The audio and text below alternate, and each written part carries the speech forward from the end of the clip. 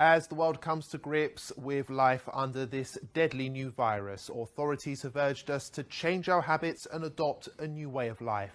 This you already know, but what might surprise you is that your new lifestyle is an Islamic one.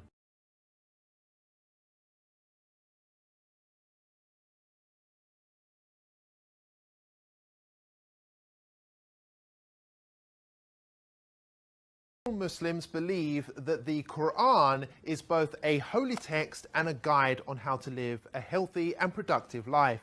Nearly all of Muslims' daily activities, whether that be praying, fasting, or the clothes they wear, have been recommended in the Quran or by the Holy Prophet Muhammad.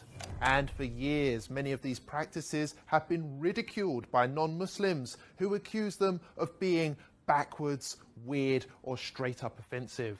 But now, whether you like it or not, we all have to behave like a Muslim. For starters, pubs, clubs and casinos have all been closed.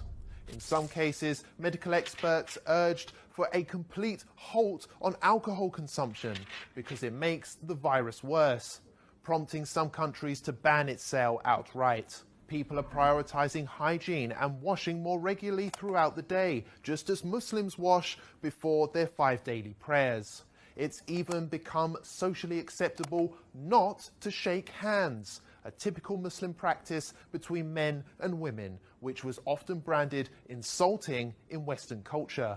Elsewhere, people are now beginning to cover their hands, hair and face in order to protect oneself in public, including those who at one time or another used to insult Muslim women for choosing to do the same thing. Well, it's this way. You know, you can use a scarf. A scarf is, everybody, a lot of people have scarves, and you can use a scarf. Scarf would be very good. And my feeling is if people want to do it, there's certainly no harm to it. I would say do it, but use a scarf if you want. Even Islamophobic governments, which blanket banned the Muslim burqa, can now be seen adopting masks, which makes them look more Muslim than ever before. European countries like Austria have gone as far as to make face covering compulsory by law. And the face veil, covering, has turned out to be so beneficial that London aims to make it compulsory for all in shops and on public transport going forward.